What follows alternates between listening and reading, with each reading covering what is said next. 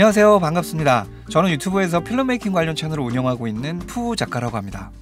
요즘 장안의 화제죠? 네, FX30을 가지고 왔는데요. 오늘은 이 녀석의 메뉴와 사용법에 대해 알아보려고 합니다. FX30은 기존 알파 시리즈와는 다른 시네마 라인업에 속합니다. 소니의 시네마 라인업은 가장 맏형인 베니스2를 시작으로 FX9, FX6, FX3로 이어지고요. 여기에 펜틸트 중기능이 원격으로 조정되는 FR7이 최근에 발표됐었죠. 그리고 오늘 살펴볼 FX30이 이 소니 시네마 라인의 막내입니다. 사용하는 UI와 시스템이 FX3와 거의 동일해요. 알파 시리즈만 사용하셨던 분들은 다소 생소할 수 있습니다. 아예 처음 사용하시는 분들을 기준으로 너무 어렵지 않게 꼭 필요한 내용들만 다뤄보도록 하겠습니다.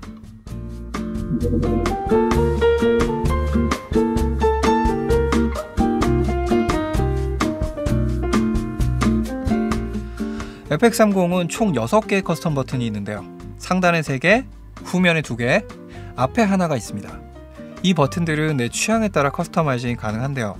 예를 들어 2번 버튼은 원래 화벨 버튼이지만 저는 초점 확대 기능으로 해놨어요. 대신 화벨은 후면에 할당해서 사용을 하고 있어요. 이렇게 입맛대로 조정이 가능하지만 노출 인자들은 그대로 쓰시는 게 좋습니다. FX30은 기본적으로 플렉시블 노출 모드를 사용합니다. 기존 사진에서 보던 PASM 모드와는 다르게 조리개 셔터 스피드 ISO를 각각 수동, 자동, 고정 이렇게 빠르게 조절할 수 있어요. 여기 위쪽 아이리스는 조리개를 뜻하는데요. 이걸 한번 누르면 잠기고요. 다시 한번 누르면 풀립니다. 또 이 버튼을 길게 누르면 옆에 A라는 글자와 함께 조리개가 자동 모드로 변환돼요. 다시 한번 길게 누르면 수동으로 바뀌고요. 옆에 있는 ISO 버튼과 셔터 버튼도 똑같습니다. 한번 누르면 고정, 다시 한번 누르면 해제, 길게 누르면 자동, 다시 길게 누르면 수동. 각각의 노출 인자들을 빠르게 조절할 수 있기 때문에 익숙해지면 노출을 잡는 게 굉장히 편해집니다. 또 이 녀석은 총 6개의 4분의 1 라사오를 가지는데요. 위쪽에 3개, 양쪽에 각각 하나씩, 마지막은 아래쪽에 있습니다. 때문에 따로 케이지 없이도 외부 장비들을 장착할 수 있어요. 큼지막한 레코딩 버튼과 멀티 셀렉터, 셔터 버튼이 있고요. 앞쪽으로 줌인 아웃이 가능한 레버가 들어와 있습니다. 가운데는 스테레오 마이크와 MI 슈 단자가 있는데요. XLR 핸들이나 디지털 연결을 지원하는 B10, B1M 같은 마이크들은 여기 MI 슈 단자를 통해서 연결하시면 됩니다. 노출은 3개의 휠로 조절하는데요. 앞뒤에 붙어있는 휠과 전면에 있는 컨트롤 휠입니다. 저 같은 경우는 조리개, ISO, 셔터 스피드 이렇게 세팅을 했는데요. 물론 이것도 취향에 따라 변경할 수 있습니다.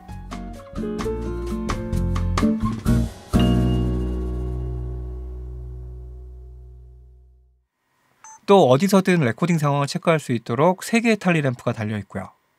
알파 시리즈와는 다르게 모드 체인지는 휠이 아닌 버튼으로 구동됩니다. SNQ 모드나 메모리 리콜 기능을 쓰실 분들은 여기서 변경하시면 되겠죠. 그 다음 펑션 버튼으로는 원하는 기능을 모아둔 메뉴를 바로 불러올 수 있고요. 이건 모니터를 이렇게 스와이프해서 불러올 수도 있습니다. 마지막은 4방향 클릭이 가능한 컨트롤 휠입니다. 물론 이것도 커스터마이징 가능하고요. 저는 가운데는 초점 영역, 위쪽은 디스플레이, 우측은 화벨, 좌측은 베이스 ISO, 아래쪽은 셔터 버튼으로 사용하고 있습니다. 자, 우측에는 CF카드와 SD카드를 넣을 수 있는 듀얼 슬롯이 있는데요. CF카드는 이렇게, SD카드는 반대로 이 방향으로 넣어주시면 됩니다. 레코딩 옵션에 따라 어떤 카드를 써야 하는지 궁금해하시는 분들이 계셔서 간단히 표로 준비를 해봤습니다.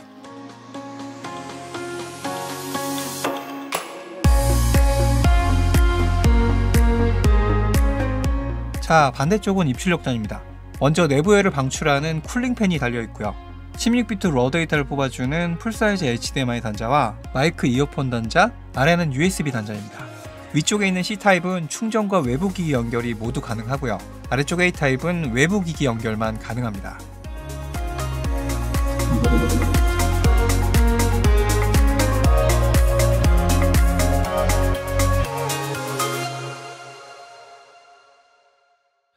자, 이제 본격적으로 메뉴 들여다보겠습니다. 왼쪽 보시면 마이 메뉴부터 기본, 촬영, 노출 색상 이런 식으로 쭉 카테고리가 있죠. 먼저 마이 메뉴는 내가 자주 쓰는 명령들을 모아놓은 곳입니다. 보시면 저는 포맷, 피킹 표시, 로고 촬영 설정 이렇게 세 가지만 일단 넣어놨는데요. 아래 마이 메뉴 설정 가셔서 항목 추가 이렇게 딱 눌러보시면 이렇게 쭉 메뉴들이 나옵니다. 원하는 항목 고르시고 원하는 위치에 넣어주세요. 그럼 이렇게 자주 쓰는 명령들만 모아서 볼 수 있습니다.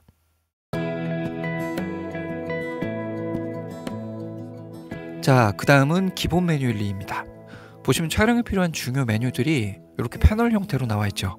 녹화 프레임 속도부터 셔터 속도, 조리개, 화벨, 또 로고 촬영 옵션이나 포커스 같이 촬영 시 많이 만지는 메뉴들을 한꺼번에 볼 수 있게 해놨어요. 물론 이런 식으로 터치로도 작동합니다. Hold my hand, could you hold my hand, look me in the eyes. 다음은 가장 많은 메뉴들이 모여있는 촬영 메뉴입니다. 그만큼 중요하다는 얘기겠죠. 자, 그럼 시작해 보도록 할게요. 먼저 촬영 탭 들어가시면 1번 화질 녹화 탭이 나옵니다. 여기서 한 번 더 들어가시면 파일 형식 코덱을 선택하는 곳입니다. 코덱은 쉽게 말해 영상을 압축하는 방식입니다. 그리고 굳이 압축하는 이유는 적은 용량으로 많은 정보를 담기 위해서죠. FX30은 세 가지 코덱을 제공하는데요. XAVC HS, S, SI입니다. HS는 적은 용량으로 좋은 화질을 얻을 수 있는 고압축 코덱입니다. 하지만 압축률이 큰 만큼 사양이 낮은 컴퓨터로는 작업이 어렵습니다. 두 번째는 S 코덱인데요. 적당한 화질과 압축률로 제법 밸런스가 잘 잡힌 코덱입니다. 저희들 유튜브 촬영할 때 가장 많이 사용하죠. 마지막은 SI 코덱입니다. 위에 두 코덱이 프레임을 묶어서 압축하는 롱 GOP 형식인데 반해 SI는 한 프레임씩 압축하는 인트라 코덱을 사용합니다. 때문에 가장 좋은 화질을 얻을 수 있지만 그만큼 용량이 커지게 됩니다. 자, 두 번째는 동영상 설정입니다. 여기서는 녹화 프레임과 초당 비트레이트, 컬러 뎁스를 선택할 수 있는데요. 위에서 선택했던 코덱에 따라 선택지가 달라집니다. HS 코덱을 선택하셨다면 프레임은 24, 60, 120 이 중에 고르실 수 있고요. 초당 비트레이트와 컬러 뎁스는 여기 녹화 설정에서 고르시면 됩니다. 물론 위로 갈수록 많은 정보를 담아주지만 그만큼 용량은 커지게 됩니다. 그 다음 S 코덱을 선택하셨다면 24, 30, 60, 120 이렇게 선택지가 넓어집니다. 각 프레임에 따라서 비트레이트와 컬러 뎁스도 달라지는데요. 제작하시는 컨텐츠의 종류에 따라서 선택해 주시면 되겠죠. 마지막으로 SI 코덱을 선택하셨다면 프레임은 24, 30, 60 중에 고르실 수 있고요. 비트레이트와 컬러 뎁스는 가장 좋은 화질로 고정됩니다. 뮤비나 영화 작업을 한다 하실 때는 후보정을 위해 SI 코덱을 선택하시는 게 좋겠죠. 하지만 강의나 예능 컨텐츠를 촬영하신다면 좀 더 가벼운 설정으로 가셔도 좋을 것 같습니다. 다음은 슬로우 앤 퀵 메뉴입니다. 슬로우 모션과 타임랩스에 관한 옵션인데요. 녹화 프레임 속도는 기본 프레임 수를 말하고요. 프레임 속도는 기본 프레임 수에 비해 어느 정도 빠르게 또 느리게 바꿀 것인가를 정하는 곳입니다.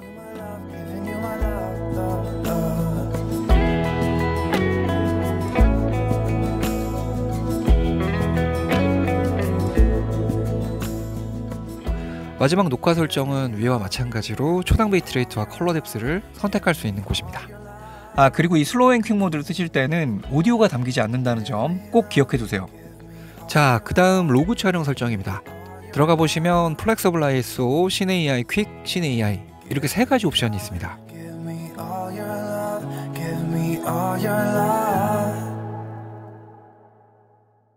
자, 여기서 EI, 노출 지수라는 게 나옵니다. 처음 접하시는 분들은 다소 생소할 수 있는데요. 상위 바디인 베니스나 FX 시리즈에는 이미 적용된 모드입니다.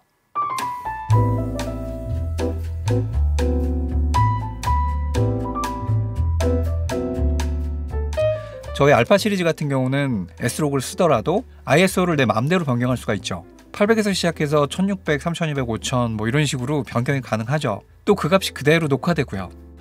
하지만 FX30의 신의 EI 모드에서는 ISO가 800 또는 2500 딱 이 두 가지만 존재하는데요. 이걸 베이스 ISO라고 합니다. 저희들이 촬영을 하게 되면 밝은 곳과 어두운 곳의 정보를 모두 담게 되는데요. 가장 밝은 곳부터 가장 어두운 곳까지의 범위를 DR, 다이나믹 레인지라고 합니다. 이 신 AI 모드는 바디가 가지고 있는 최대값의 DR을 확보해주는 시스템입니다. 다시 말해서 베이스 ISO가 800 또는 2500일 때 가장 넓은 DR로 촬영할 수 있는 거죠. 물론 모든 영상을 최대 DR 값으로 담을 필요는 없죠. 그래서 플렉서블 ISO 모드가 있습니다. 조금 어렵게 느껴질 수 있는데 새 옵션 모드 로그 상태에서 ISO를 어떻게 제어하는가에 따라서 다르다고 보시면 돼요. 먼저 CineAI 모드는 방금 말씀드린 800, 2500 이 두 개의 베이스 ISO만 수동으로 사용됩니다. 때문에 이런 ND 필터를 이용해서 노출을 잡아야 하지만 카메라가 가진 최대 DR 값을 받아주는 전문가용 모드입니다. 두 번째 CineAI 퀵 모드는 베이스 ISO를 자동으로 바꿔주는 모드입니다. 자, 여기 보시면 800EI 6.22 하고 맨 끝에 L이라고 되어 있죠. 네, 이게 로우 베이스 ISO 800이라는 뜻이고요. 이렇게 휠을 돌리다 보면 2500EI를 기점으로 하이 베이스 ISO 2500으로 자동으로 바뀌게 됩니다. 밝을 때는 800, 어두울 때는 2500. 자, 마지막 플렉서블 ISO는 다소 DR을 손해보더라도 모든 ISO 값을 사용할 수 있게 한 모드입니다. 나는 기존에 쓰던 대로 그대로 쓰겠다 하시는 분들은 이 모드를 선택하시면 됩니다. 그리고 CineAI 모드에선 한 가지 주의하실 점이 있는데요. EI 모드에서도 ISO 휠을 돌려보면 이렇게 모니터 화면의 노출이 바뀝니다.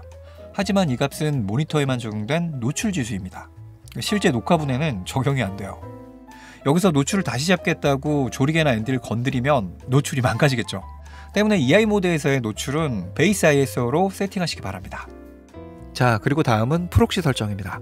이 프록시 설정은 원본 파일과는 별개로 후보종을 위한 낮은 해상도의 영상을 따로 저장해주는 기능입니다.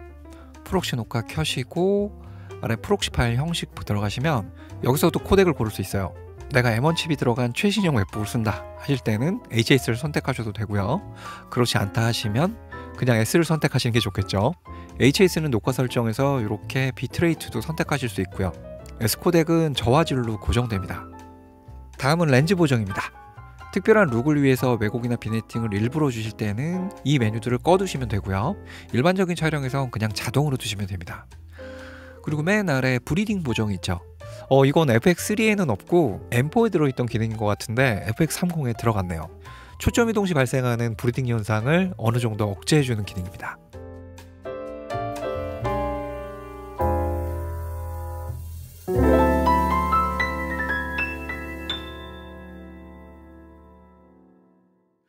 자, 이제 미디어 탭으로 넘어갑니다. 첫 번째 포맷은 SD카드나 CF카드를 초기화해주는 메뉴고요.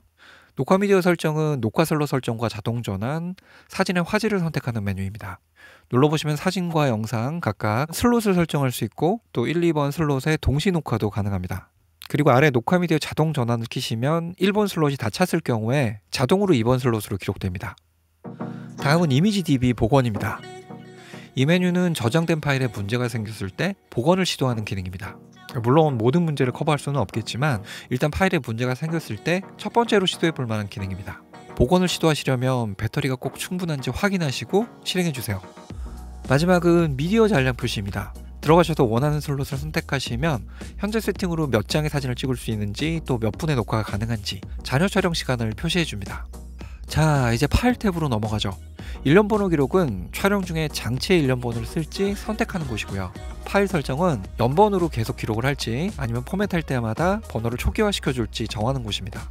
그 아래는 파일 이름 형식들을 원하는 대로 바꿀 수 있는 곳인데요. 요거는 여러분 취향껏 입맛대로 바꿔서 사용하시기 바랍니다. 자, 다음은 노출 모드를 선택하는 촬영 모드입니다. 여기 노출 모드와 SNQ 노출 모드는 노출 제어 방식을 플렉서블 노출에서 PASM 모드로 바꿔주면 활성화가 됩니다. 그 다음 아래 세 개는 메모리 리콜 기능에 대한 메뉴인데요. 첫 번째 촬영 설정 호출은 내가 지정해둔 카메라 세팅을 불러오는 메뉴이고요. 두 번째 촬영 설정 등록은 원하는 카메라 세팅을 저장하는 메뉴입니다. 마지막 등록 호출 미디어에서는 이 세팅을 저장할 슬롯을 고를 수 있습니다. 자, 그런데 지금 촬영 설정 호출이 비활성화되어 있죠. 모드 버튼 눌러서 이렇게 내리시다 보면 메모리 리콜 1, 2, 3이 있죠. 원하는 세팅 고르셔서 눌러주시면 됩니다. 자, 이제 셔터 무음 탭입니다. 들어가시면 무음 모드가 있는데요. 요걸 켜시면 셔터음이나 전자음 없이 촬영하실 수 있어요. 레코딩 온오프 사운드도 한꺼번에 꺼지기 때문에 조용히 촬영해야 하는 곳에선 요걸 켜두시기 바랍니다. 아래 안티 플리커 설정 있죠? 여기서는 셔터 스피드를 아주 디테일하게 설정해서 플리커 현상을 최소화할 수 있습니다. 그 다음 오디오 녹음 탭입니다. 오디오 녹음을 켜거나 끌 수 있고요. 여기 아래에서 들어오는 오디오 레벨 값을 조정할 수 있습니다. 여기 보이는 레벨 메타 값 보시면서 적절하게 볼륨 조정해 주시면 됩니다. 함께 들어있는 XLR 핸들을 쓰실 때는 바디의 녹음 레벨은 비활성화돼요. 이때는 핸들에 붙어있는 노브를 사용해서 레벨을 잡아주시면 됩니다.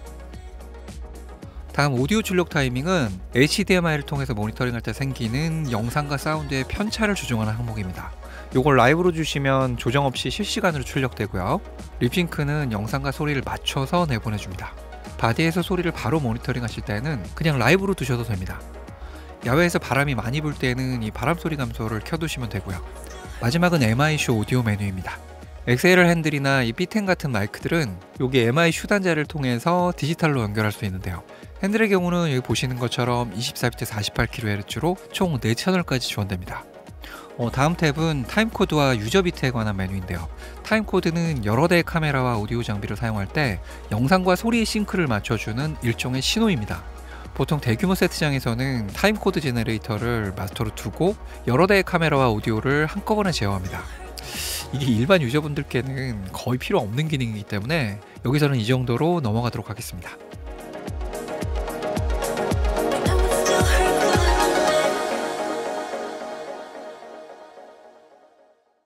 자, 다음은 손떨림 보정입니다. 액티브, 표준, 끔 중에 고르실 수 있고요. 수동 렌즈를 쓰시는 분들은 여기를 수동으로 두시고 아래 초점 길이를 직접 골라 사용하셔도 됩니다. 그 다음은 줌 기능입니다. 광학 줌 전용, 선명한 이미지 줌, 디지털 줌 중에 고르실 수 있는데요. 디지털 줌은 4배까지 확대할 수 있지만 이게 화질이 좀 깨집니다. 보통 화질이 깨지지 않는 상태에서 1.5배까지 당길 수 있는 선명한 이미지 줌을 사용합니다. 그 아래 3개는 줌 레버 속도를 조정하는 옵션인데요. 이 레버를 당기는 정도에 따라서 1차, 2차 두 가지 속도로 쓰실 수 있어요. 이건 취향에 맞는 속도로 선택하시면 됩니다.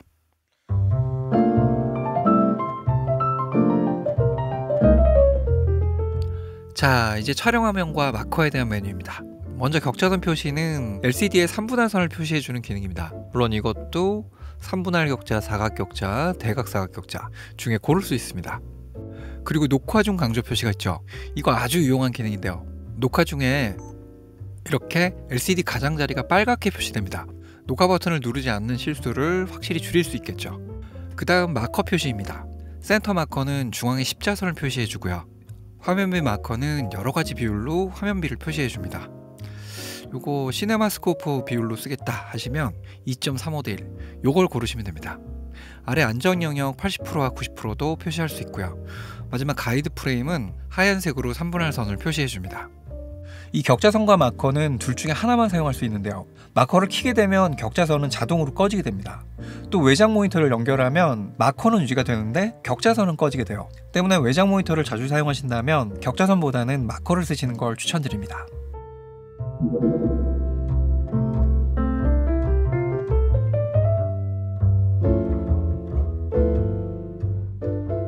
자, 이제 가장 길었던 촬영 메뉴는 끝났고요. 이제 노출 색상 탭으로 넘어갑니다. 노출 색상 탭은 이렇게 총 6가지 메뉴로 구성되어 있고요. 1, 2, 3, 6은 노출과 측광에 대한 메뉴고요. 4, 5번은 컬러에 대한 메뉴입니다. 자, 첫 번째는 노출입니다. 자동 저속 셔터라고 되어 있죠. 저조도 환경에서 프레임이 허용하는 최대치까지 자동으로 셔터를 조정해주는 기능입니다. 그 다음 ISO는 센서가 빛에 반응하는 감도를 뜻합니다. 이 값이 클수록 빛에 반응하는 감도가 올라가서 밝기가 밝아지기는 하는데요. 값을 너무 올리면 노이즈를 동반한다는 단점도 있어요. 이 녀석이 크롭바디이기 때문에 아무래도 저조도 노이즈에 취약하지 않을까라는 의견이 있더라고요. 그래서 야간 촬영 시 어느 정도까지 노이즈가 끼는지 간단한 테스트를 진행해 봤습니다.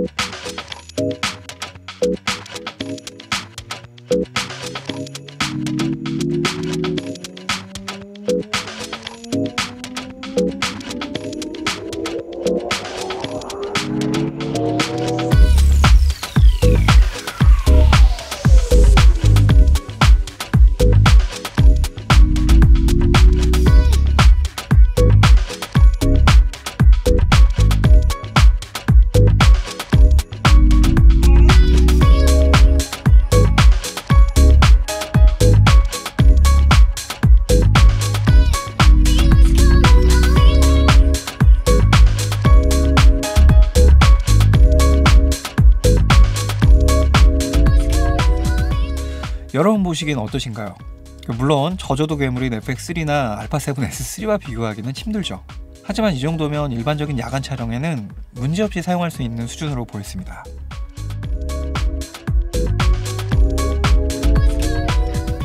아래 ISO 범위 제한은 ISO 범위 전체를 정하는 메뉴입니다. 이 값은 특별한 상황이 아니라면 그냥 두시는 게 좋습니다.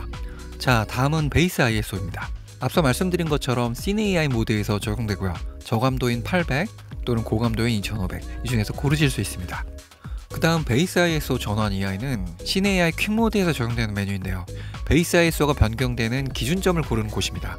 지금 2500EI로 되어 있는데요. 만약에 이걸 1600EI로 이렇게 바꿔주면 지금은 L이라고 되어 있죠. 네, 저감도로 되어 있는 상태에서 이렇게 노출 인덱스 휠을 돌리다 보면 1600이 되는 순간 H 고감도로 변경되시는 걸 볼 수 있습니다. 자, 이제 노출 인덱스가 나왔습니다. 이건 사후 편집을 통해 얻을 수 있는 감도의 증감 결과를 미리 화면에서 확인하는 메뉴입니다. 노출 자체가 바뀌는 게 아니에요.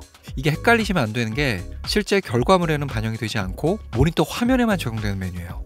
다시 한번 말씀드리지만 시네 EI 모드에서 실제 감도 변경은 노출 인덱스가 아닌 베이스 ISO로 한다는 거 잊지 마세요.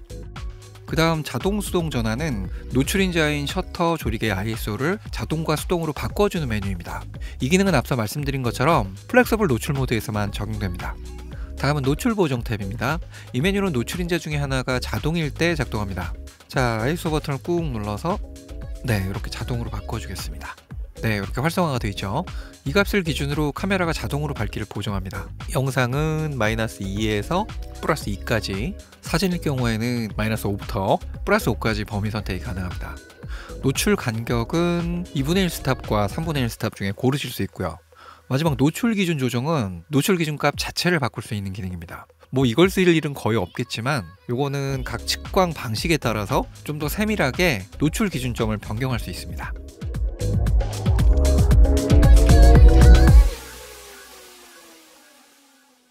자, 다음 측광 메뉴는 카메라에 들어오는 빛을 어떤 식으로 측정할지 정하는 메뉴입니다.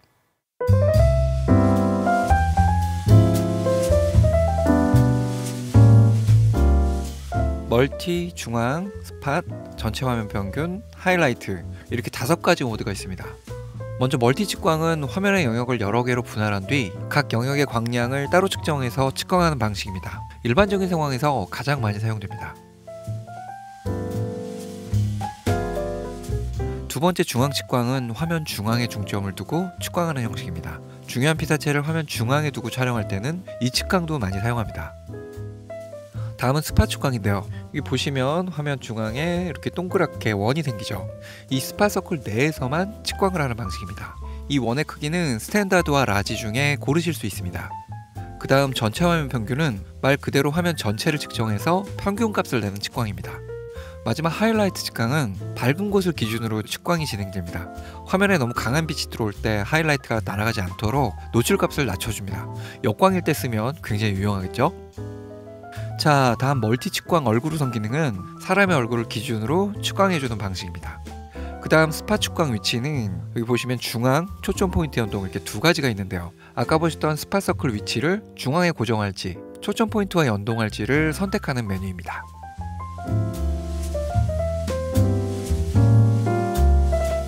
자, 이제 화이트 밸런스로 넘어갑니다. 영상의 색조를 결정하는 곳인데요. 상황에 따라 여러가지 세팅들이 준비되어 있어요. 오토화벨부터 태양광, 그늘, 흐림, 배겨울 등, 형광 등, 또 형광등도 굉장히 여러가지 상황들로 나눠져 있고요. 수중 컬러를 잡아주는 수중 자동, 마지막은 켈빈 값을 직접 정하는 색온도 필터 항목입니다. 후보 정을 하시거나 여러 대의 카메라를 사용하신다면 아무래도 이 수동 항목을 쓰는 게 좋겠죠. 그 다음은 사용자 정의 1, 2, 3인데요. 화이트 카드나 그레이 카드를 사용해서 직접 화벨을 세팅하는 메뉴입니다. 기존 리뷰에서도 여러 번 말씀드린 것 같은데요. 색감에 대한 취향은 사람마다 다 다릅니다. 하지만 대부분의 컬러 왜곡은 화벨을 잘못 잡았을 때 발생합니다. 저 같은 경우 이 사용자 옵션을 자주 활용하는데요. 이런 화이트 카드 하나만 있으면 됩니다. 카메라 화벨 옵션을 사용자 정의로 두시고 여기 세트를 이렇게 눌러주면 이렇게 가운데 프레임이 뜹니다. 가지고 계신 화이트 카드를 이 프레임이 꽉 차도록 이렇게 배치를 해주시고 캡처 끝입니다. 굉장히 쉽죠? 그리고 모든 옵션들은 오른쪽 버튼을 눌러서 이렇게 미세 조정이 가능해요. 좌우 색온도뿐이 아니라 위아래 틴트 조정까지 미세 조정이 가능합니다. 그 다음 오토화벨 우선순위 설정은 표준, 분위기, 흰색 이렇게 세 가지 옵션이 있는데요. 어떤 색조를 기준으로 화배를 잡을지 취향대로 고를 수 있습니다. 저는 스탠다드나 화이트, 흰색을 추천드립니다. 마지막 변경 속도 설정은 촬영 중에 화면이 바뀔 때 그 속도를 정하는 곳입니다.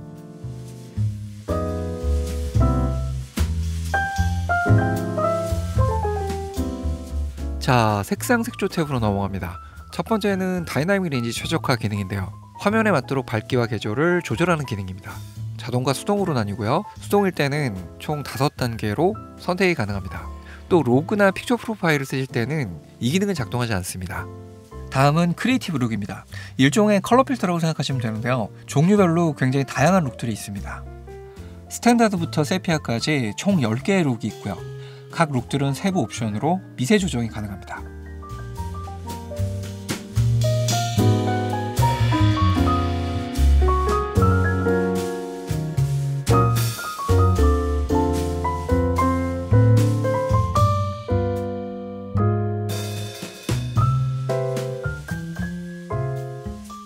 그 다음은 픽처 프로파일입니다. 여기서는 크리에이티브 룩에 비해 좀 더 전문적인 조정이 가능한데요. 블랙 레벨 감마, 블랙 감마, 니, 컬러 모드 채도 등등등등 굉장히 디테일한 부분까지 세부 조정이 가능합니다. 로그 옵션이 CinAI 모드로 빠졌지만 여전히 감마 옵션에 S로그3가 존재하고요. 무엇보다 베니스로부터 내려온 S 시네톤이 있습니다. 화사한 피부톤을 가지면서도 크리에이티브 룩에 비해서는 관용도가 좀 더 넓어서 로그를 쓰지 않을 때 가장 많이 사용되는 프로파일입니다. 그리고 여기 보시면 외부 러 파일을 넣어놓을 수 있는 4개의 슬롯이 따로 있는데요. 럿은 영상에 적용해서 대비와 색상 값을 바꿔주는 기능을 수행합니다. 내가 원하는 외부 러 파일을 적용해서 영상을 녹화하실 수 있습니다.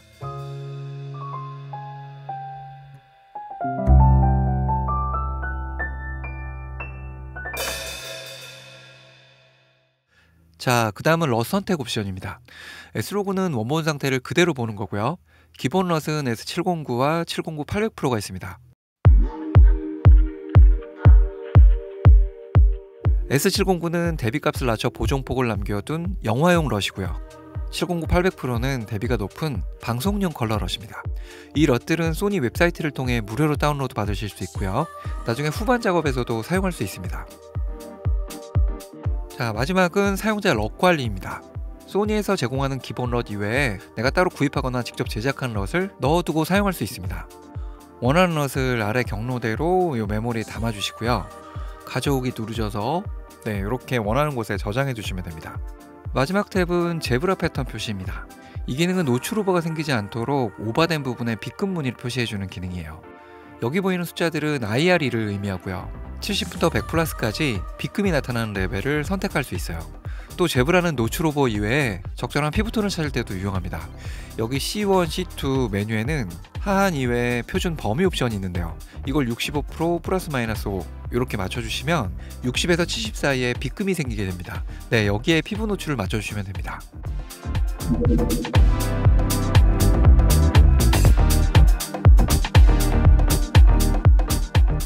자, 이제 초점 메뉴입니다. 들어가시면 AF와 MF 중에 선택하실 수 있고요. 아래 AF 전환 속도와 AF 피사체 전환 감도가 있습니다. 이건 AF 속도와 감도를 조정하는 옵션인데요. 속도는 총 7단계, 감도는 5단계까지 조정할 수 있습니다.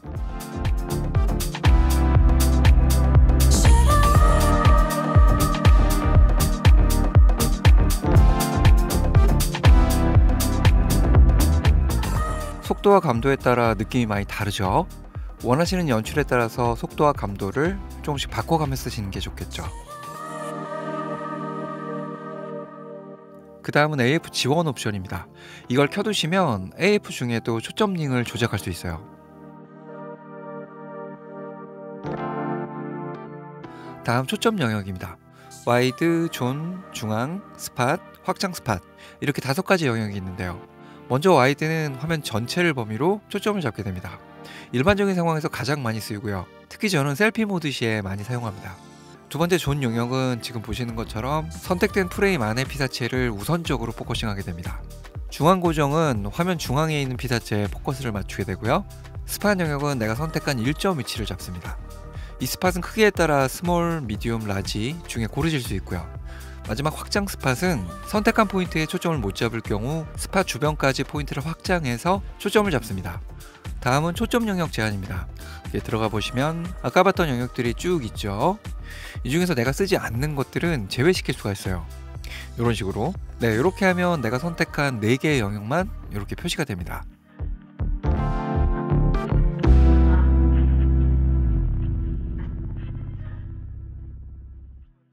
그 다음 초점 프레임 색상은 흰색과 빨강색 중에 고르실 수 있는데요. 저는 그냥 흰색으로 갈게요. 초점 위치 순환은 초점 프레임을 네, 이런 식으로 계속 순환할 수 있게 해줍니다. 자, 마지막 AF 프레임 이동량은 표준일 때는 이렇게 촘촘하게 움직이게 되고요. 이걸 크게 두면 네, 이렇게 널찍하게 이동하게 됩니다.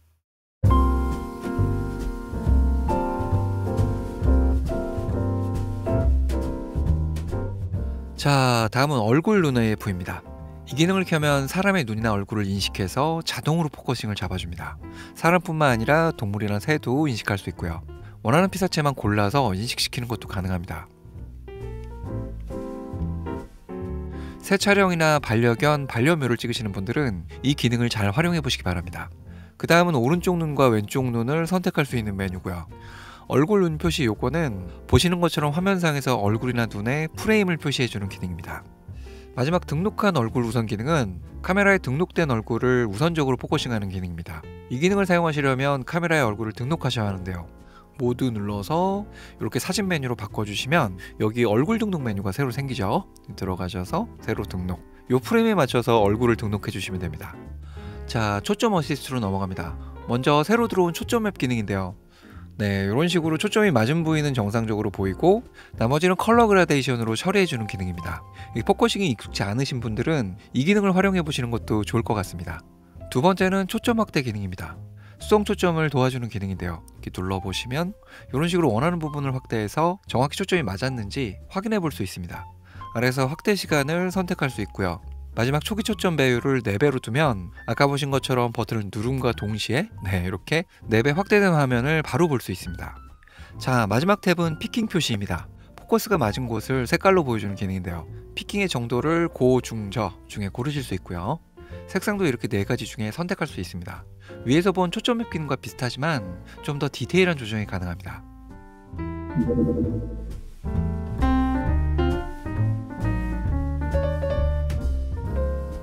자, 힘든 부분은 다 지나갔습니다. 이제 재생 네트워크 설정 이 3가지 탭을 알아볼 건데요. 저희는 영상에 관련된 항목만 다뤄보도록 하겠습니다. 먼저 재생 탭입니다. 재생하고 싶은 슬롯을 1, 2 중에 고르실 수 있고요. 보기 모드는 어떻게 분류해서 클립들을 볼 건지 선택하는 곳입니다. 보시면 날짜별, 폴더별, 동영상만 모아서 볼 수도 있어요. 다음은 배율 탭인데요. 요거는 사진을 확대해서 보여주는 메뉴입니다. 자, 선택 메모 탭입니다. 첫 번째 보호 기능은 촬영 데이터를 실수로 삭제하지 않도록 잠궈주는 기능인데요. 복수 이미지를 선택하면 원하는 파일만 이렇게 골라서 잠그실 수 있고요. 이 날짜의 전체를 선택하면 데이터 전체를 잠글 수 있습니다. 그 다음은 삭제입니다. 이것도 삭제하고 싶은 데이터를 이렇게 고르거나 이 날짜에 촬영된 데이터 전체를 삭제할 수도 있어요. 또 여기 휴지통 버튼을 2번 눌러서 바로 삭제할 수 있는 기능도 있습니다. 또 친절하게도 삭제 시 삭제가 먼저 나올지 취소가 먼저 나올지 이런 것도 고를 수 있게 해놨네요. 5번째 편집 탭입니다. 회전은 촬영된 데이터를 이렇게 90도씩 돌려주는 기능이고요. 복사는 현재 저장된 슬롯이 아닌 다음 슬롯으로 데이터를 복사해주는 기능입니다. 현재는 SD카드를 하나만 꼽아놨기 때문에 이렇게 비활성화되어 있어요. 아래 동영상 사진 캡처 기능은 영상의 한 프레임을 이렇게 골라서 사진으로 저장해주는 기능입니다. 이 상태에서 컨트롤 휠 아래쪽 버튼을 이렇게 눌러주면 이 프레임이 사진으로 저장됩니다. 자, 6번째 보기 메뉴입니다. 인터벌 연속 재생은 연사나 타임랩스로 촬영된 데이터를 하나의 영상처럼 재생해주는 기능이고요. 재생 속도도 1부터 9까지 선택해서 보실 수 있습니다. 마지막 슬라이더 쇼는 촬영된 전체 데이터를 하나의 슬라이더 쇼처럼 보여주는 기능인데요. 이제 이 기능은 연사나 타임랩스를 촬영 후에 확인하시는 용도로 사용하시면 됩니다. 자, 마지막 재생 옵션입니다. 첫 번째 인덱스 표시는 데이터를 9장 또는 25장 이렇게 한꺼번에 보여주는 기능이에요. 아래 그룹으로 표시는 연사나 타임랩스 데이터를 하나의 그룹으로 표시해주는 기능이고요. 이미지 회전 표시는 재생 파일의 방향을 설정하는 기능입니다.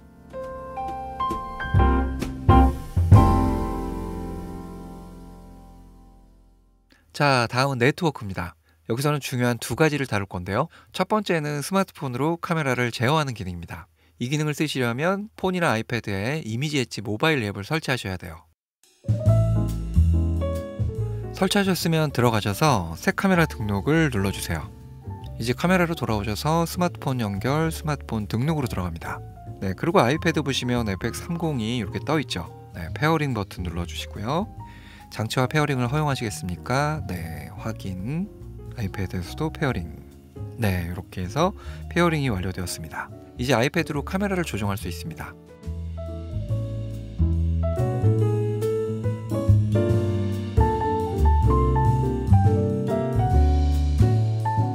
두 번째는 촬영된 파일을 폰으로 가져와서 체크하는 기능입니다. 자, 이번에는 카메라 선택 보내기로 들어갑니다. 보내기 눌러주시고 현재 이미지 눌러주세요.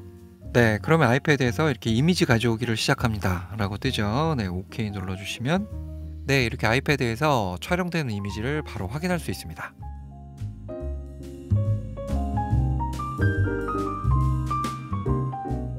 자, 이제 진짜 마지막 설정 탭입니다. 들어가시면 언어와 지역, 날짜, 시간을 선택하실 수 있고요. 그 아래 NTSC, PAL 선택기가 있습니다. 이건 TV 전송 방식인데요. 한국, 미국, 일본 등의 국가는 NTSC, 유럽, 호주, 중국 등은 PAL 방식을 사용합니다. 주사율과 프레임이 다르기 때문에 각 나라에 맞는 방식을 사용하셔야 하고요. 우리나라에서 작업하신다면 당연히 NTSC를 추천드립니다. 그 다음은 설정을 초기화하는 메뉴고요. 내가 세팅해 놓은 설정을 따로 저장했다가 불러올 수도 있습니다. 이제 사용자 정의 설정인데요. 여기서 각 버튼들과 펑션 메뉴들을 취향대로 설정할 수 있습니다. 각각 사진과 영상, 재생용 세팅들을 따로 관리할 수 있고요. 들어가 보시면 각 버튼들과 필들에 이렇게 원하는 기능들을 할당할 수 있어요. 그 다음 여기 펑션 메뉴 보시면 위쪽은 사진용, 아래쪽은 영상용으로 따로따로 이렇게 원하는 기능들을 지정해서 사용할 수 있고요. 그 다음 이미지 동영상 독립은 사진용, 영상용 세팅을 한꺼번에 세팅할지 아니면 각각 따로따로 사용할지 선택하는 곳입니다. 그 다음 디스플레이 설정은 LCD상의 정보를 설정하는 곳인데요. 이렇게 DP 버튼을 한번 누를 때마다 4가지 항목이 순서대로 보여줍니다. 물론 이 중에 원치 않는 항목이 있다면 이렇게 빼서 원하는 항목만 볼 수도 있습니다. 그 다음 셔터 버튼으로 레코딩 이거를 켜주시면 녹화 버튼 이외에 셔터 버튼으로도 영상 녹화 기능을 수행하게 됩니다. 저는 이게 편하더라고요. 마지막 줌링 회전 설정은 이 기능을 지원하는 파워 줌 렌즈에서 작동합니다. 자, 활성화됐죠? 줌링의 회전 방향을 이 둘 중에 고르실 수 있습니다. 자, 다음 탭 다이얼 정의 설정으로 넘어갑니다. 다이얼과 휠만 따로 관리하는 곳인데요. 사진용, 영상용 따로따로 원하는 기능을 할당할 수 있습니다. 네, 이건 앞에서 봤던 거랑 겹치죠. 다음 마이 다이얼 설정은 앞뒤 휠과 컨트롤 휠을 본인만의 세팅 값으로 설정하는 메뉴입니다. 이것도 앞에서처럼 각 휠에 원하는 기능을 할당할 수 있는데요. 저는 기본값이 가장 편해서 따로 만지지는 않았습니다. 또 조리개와 셔터 휠의 회전 방향을 표준 또는 반전으로 사용할 수도 있습니다. 정말 소니는 디테일하게 전부 바꿀 수 있게 해놨어요. 마지막 조작부 잠금입니다. 이건 휠과 멀티 셀렉터를 잠궈주는 기능인데요. 이걸 이렇게 켜시면 펑션 키를 길게 눌러서 네, 이렇게 휠을 잠궈 주실 수 있습니다.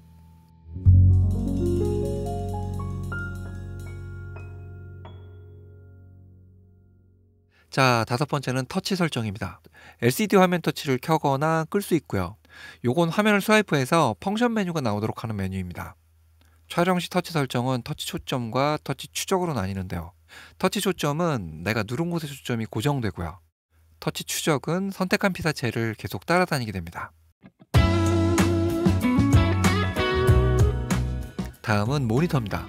여기서 화면 밝기를 선택할 수 있는데요. 이거 밝기를 과하게 올리면 실제 촬영분과 노출 차이가 나기 때문에 많이 안 만지시는 걸 추천드립니다. LCD 화질도 표준과 고화질 중에 고르실 수 있는데요. 배터리를 조금이라도 아끼려면 표준으로 두는 게 좋겠죠. 그 다음 모니터 반전 방향은 자동 좌우 반전, 상하 좌우 반전, 반전 없음 이렇게 4개 중에 고를 수 있습니다.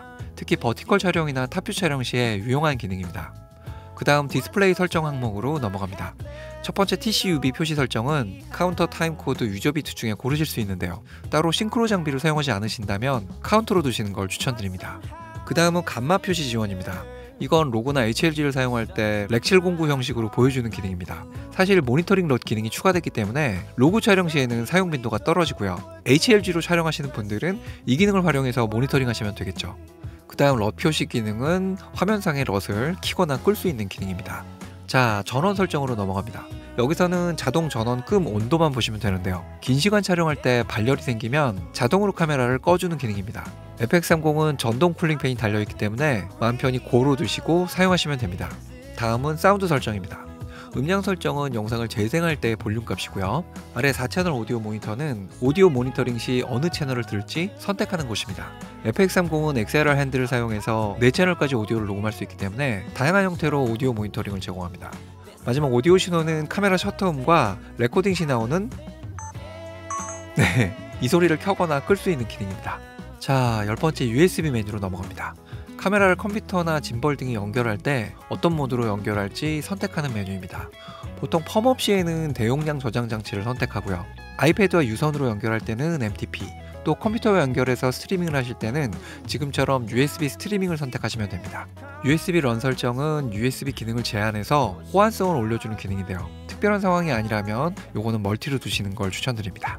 마지막 USB 전원 공급 장치를 켜두시면 USB-C 단자를 통해 전원을 공급받을 수 있습니다. 장시간 촬영 시엔 상시 전원이 안전하기 때문에 이 기능은 켜두시는 게 좋습니다. 11번째는 외부 출력 메뉴입니다. 첫 번째 HDMI 해상도는 이건 사진을 출력할 때 해상도를 정하는 곳이고요. 아래 출력 설정은 동영상 출력 해상도와 로 데이터 출력에 관한 옵션입니다. 쭉 내려보시면 여기 타임코드 출력과 오디오 출력까지 디테일하게 세팅할 수 있습니다. 그 다음 HDMI 정보 표시는 외장 모니터의 촬영 정보까지 함께 표시해주는 기능인데요. 이걸 켜게 되면 모니터의 촬영 정보가 표시되고요. 이걸 끄게 되면 이렇게 촬영 소스만 보여지게 됩니다. 마지막 HDMI 제어는 HDMI를 통해 외부 기기에서 카메라를 조종할 수 있도록 허용하는 기능입니다.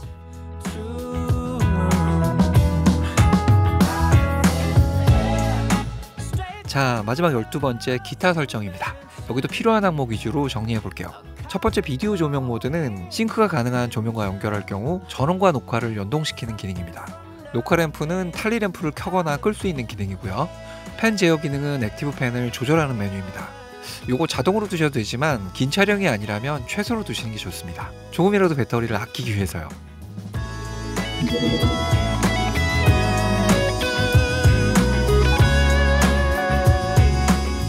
자, 긴 시간 따라오시느라 수고하셨습니다. 여기까지 보셨다면 FX30과 이제 꽤 친해지신 거예요. 이제 필요한 건 촬영 경험이니까 이 녀석을 가지고 멋진 영상과 사진 남겨보시기 바랍니다. 지금까지 푸우작가였고요. 저는 이만 물러가도록 하겠습니다. 푸우작가 물러갑니다. 푸바!